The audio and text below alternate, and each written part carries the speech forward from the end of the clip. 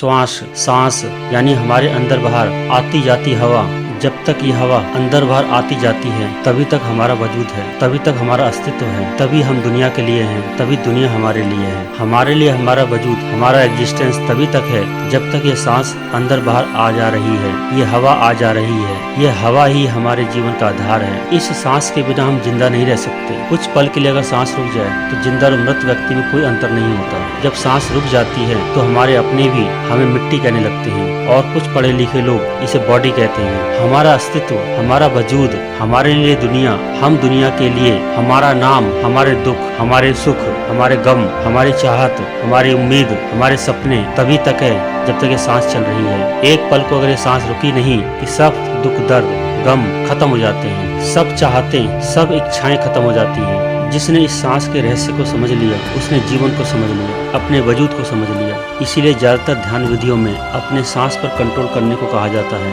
आप मानो या न मानो, हर जीव के लिए नंबर ऑफ सांस फिक्स है। जिसके किस्मत में, जिसके जीवन में जितनी सांसें लिखी हैं वह उतनी ही सांस लेता है। अब आप उसको धीरे धीरे करके ज्यादा समय तक लें या जल्दी जल्दी करके कम समय में लें, यह आप पे डिपेंड करता है। लेकिन आपके हर इमोशंस, आपके हर जज्बात आपके सांसों से ही कंट्रोल होते हैं, या आपके हर इमोशन और हर जज्बात से सांसों की गति पे असर पड़ता है। सभी विधियों में, विपासना विधि में सांस पर कंट्रोल करने पर ज्यादा जोर दिया जाता है। हमारी सांसें हमारे भौतिक शरीर को ही नहीं चलाती बल्कि इससे ऊपर भी इसके बहुत सारे काम हैं। हमारी सांसों का सीधा कनेक्शन हमारे मन, हमारे विचार, हमारी भावनाओं पर भी पड़ता है। हम अपने सांसों के ज्ञान से ही, सांस को कंट्रोल कर ही परम ध्यान और ज्ञान को पा सकते हैं। अगर आप अपनी सांसों को कंट्रोल करते हैं, सांसों पर प्रयोग करते हैं, तो इससे आप अपने आसपास पशु पक्षी, प्रकृति, पहाड़, ब्रह्मांड, दुनिया, बाकी लोगों के बारे में बहुत कुछ जान सकते हैं। इस भौतिक जगत में चल रही कई घटनाओं के बारे में आप जान सकते हैं। इस ब्रह्मांड के बहुत से रहस्य जानने लगोगे। सांसों के प्रयोग से आप अपने आप को पूरा का पूरा नया इंसान बना सकते हैं। बहुत कुछ नया जानने लगोगे।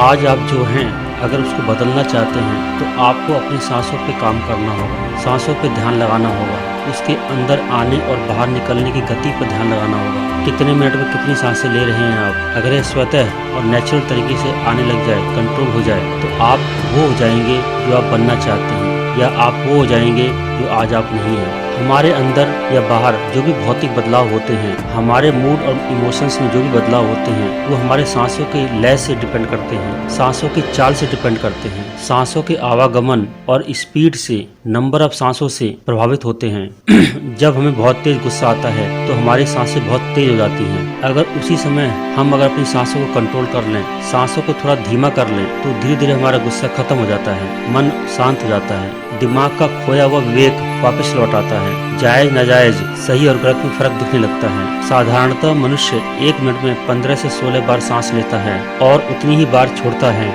इस तरह से वह एक आम इंसान है। अगर हम प्रयोग करके अपनी सांसों को 11 से नीचे लेकर आ जाएं नेचुरल तरीके से, तो हमारे बौद्धिक तल पर एक समझ का दायरा बढ़ जाता है। हम अपने आसपास के कई और तरह के कंपन महसूस करना शुरू कर देते हैं। इस अवस्था में हम जो शब्दों से सुन पाते हैं या समझ पाते हैं, उससे ज्यादा बारीक चीजें हम पकड़ना शुरू कर देंगे, समझना शुरू कर देंगे। उनसे हल्की ध्वनियां हम महसूस करना शुरू कर देंगे।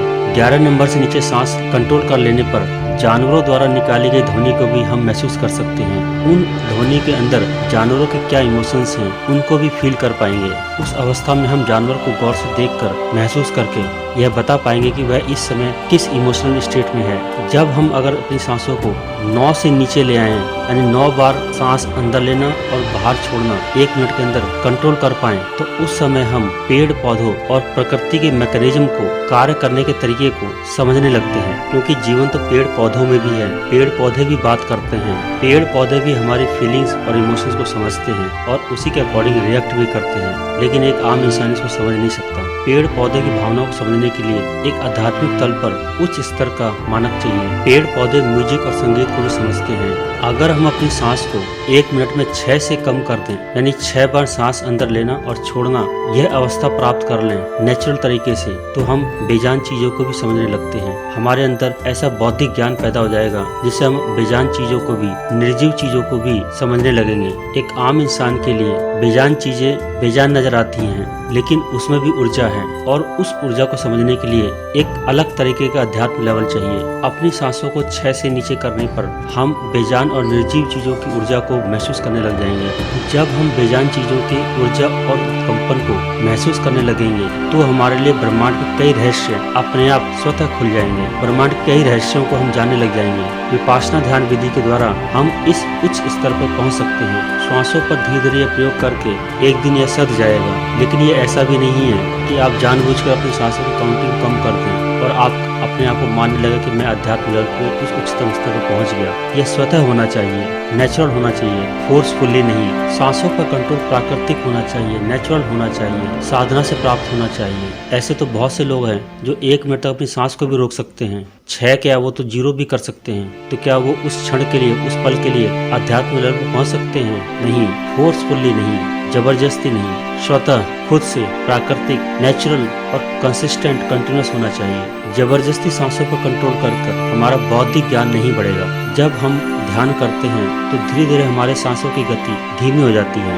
ध्यान की मुद्रा में हमारे शरीर को ज्यादा ऊर्जा की जरूरत नहीं होती, इस वजह से उसको ज्यादा सांस की भी जरूरत नहीं पड़ती। और यही कारण है कि ध्यान मुद्रा में हमारी सांसें स्वतः ही धीरे धीरे कम होने लगती हैं, क्योंकि इस मुद्रा में अब शरीर को ज्यादा ऊर्जा की जरूरत नहीं है। इस मुद्रा में हमारा शरीर शांत बैठा हुआ है, कोई एक्टिविटी नहीं है, बिल्कुल शांत। हमारे शरीर को अपने दैनिक कार्य निपटाने के लिए जितनी भी ऊर्जा की जरूरत पड़ती है वो सांसों के माध्यम से ही प्राप्त करता है। जब शरीर शांत होगा, शरीर में कोई एक्टिविटी नहीं होगी, विचारों में कोई भी भटकाव नहीं होगा, कोई कॉम्प्लेक्सिटी नहीं होगी, तब स्वतः शरीर की ऊर्जा की रिक्वायरमेंट कम हो जाएगी। और जब ऊर्जा की रिक्वायरमेंट कम हो जाएगी तो नेचुरली सांस भी कम हो जाएगी, धीरे हो जाएगी। जब शरीर में सांसें कम आएंगी, धीरे धीरे आएंगी, तो हमारे विचारों का जो कनेक्शन सांसों से होता है वो भी कम हो जाएगा, विचार भी कम आएंगे, आलतू फालतू विचारें कम आना शुरू हो जाएंगे। जब विचार और शरीर शांत हो जाता है, ठहर जाता है, उस समय हमारे आसपास जो बह रहा होता है वह शरीर में प्रवेश करने लगता है। हमें अपने आसपास की चीजों के बारे में बोध होने लगता है। ज्ञान, ध्यान कोई पाने की चीज नहीं है, यह हमारे भीतर ही सो रहा है, बस उसे जागृत करने की जरूरत होती है। ध्यान तभी जागृत होगा जब सब कुछ शांत हो जाएगा, आप शांत हो जाओगे। हमें आध्यात्मिक लेवल पर जागने की जरूरत है। जब मन और शरीर एब्सेंट होते हैं तभी ब्रह्मांड और ब्रह्मांड की शक्तियाँ और ब्रह्मांड का अनसुलझे राज और रहस्य और ऊर्जा प्रेजेंट होती है। जब मन का उथल पुथल और शारीरिक एक्टिविटी शांत हो जाती है तभी इस प्रकृति और ब्रह्मांड के सभी रहस्य उजागर होने शुरू हो जाते हैं, हमारे भीतर प्रवेश करना शुरू कर देते हैं। अगर कोई व्यक्ति अपने मैं को, अपने अहंकार को, अपने विचारों को, अपने शरीर को शांत कर ले तो यह प्रकृति ब्रह्मांड हमारे लिए गुरु का काम करने लगता है। इस धरती पर हर जीव, हर महान आत्मा कभी नहीं मरती, उन सब की ऊर्जा हमेशा ब्रह्मांड में मौजूद रहती है, कोई कहीं नहीं जाता। ये पॉजिटिव एनर्जी हमारी सहायता करने के लिए हमेशा उतारू रहते हैं। यह ऊर्जा हमसे बात करना चाहती है, बात कर सकती है या हम उनसे बात कर सकते हैं, लेकिन इसके लिए जरूरी है कि आप अपने भौतिक कनेक्शंस को काट दें। भौतिक जगत की आवाज़ों को सुनना बंद करना होगा, भौतिक जगत के दृश्यों को देखना बंद करना होगा। जब ये भटकाव, भौतिक आवाजें, भौतिक दृश्य थम जाते हैं, जब मन के विचार, मन का भटकाव, शारीरिक एक्टिविटी, सांसारिक आवाजें, सांसारिक दृश्यों को देखना बंद हो जाता है, तब हम उन महान गुरुओं को महसूस कर सकते हैं, उनकी पॉजिटिव एनर्जीज को महसूस कर सकते हैं, ब्रह्मांड की पॉजिटिव ऊर्जा को महसूस कर सकते हैं। हमें हमारे सभी सवालों के जवाब मिलने शुरू हो जाते हैं, वो कहीं बाहर से नहीं, हमारे अंदर से ही निकलने शुरू हो जाते हैं। ऐसे कई गुरु हुए हैं जिन्हें कभी किसी और गुरु की जरूरत ही नहीं पड़ी, क्योंकि उन्होंने अपने अंदर से ही इस प्रकृति और इस ब्रह्मांड के माध्यम से ही अपने आप को शांत करके हर सवालों के जवाब पा लिए। संपूर्ण समर्पण, पूर्ण समर्पण ही इस ब्रह्मांड के रहस्य को जानने का तरीका है, क्योंकि ब्रह्मांड की आवाज शांति है, पीस है। अगर आप शांत हो जाओगे तो आप ब्रह्मांड की ऊर्जा के हिसाब से अलाइन हो जाओगे। ब्रह्मांड आपको अपने राज दिखाना शुरू कर देगा। अपने सांसों के माध्यम से अपने आप को शांत करो, सब कुछ शांत, कोई भटकाव नहीं, कोई इमोशन नहीं, कोई जज्बात नहीं, बिल्कुल शांत। सांसें धीरे धीरे, कम से कम हर अंदर बाहर आती हुई सांस पर, हवा पर पूरा ध्यान, कितनी देर में आ रही है, कितनी सांसें आ रही हैं, कुछ पर पूरा ध्यान, संपूर्ण समर्पण के साथ। जो बुरा होना है होने दो, जो अच्छा हो रहा है होने दो। आप अपने आप को शांत करो, आइसोलेट कर लो, एब्सोल्यूट कर लो। आप शांत हो जाओगे, आपके सब चीजें शांत हो जाएंगी, आपको मार्ग दिखने लगेगा, रास्ता खुद ब खुद मिलने लग जाएगा। वो शक्तियाँ, वो ऊर्जा जिस ब्रह्मांड में मौजूद है वो आपके लिए द्वार खुलना शुरू कर देंगे। आपके हर सवालों का जवाब मिल जाएगा, आपके हर उलझन का जवाब मिल जाएगा, सारी कॉम्प्लेक्सिटीज, सारे कन्फ्यूजन्स खत्म हो जाएंगे। अगर इस ब्रह्मांड और यूनिवर्स को समझना है, खुद को शांत करना होगा।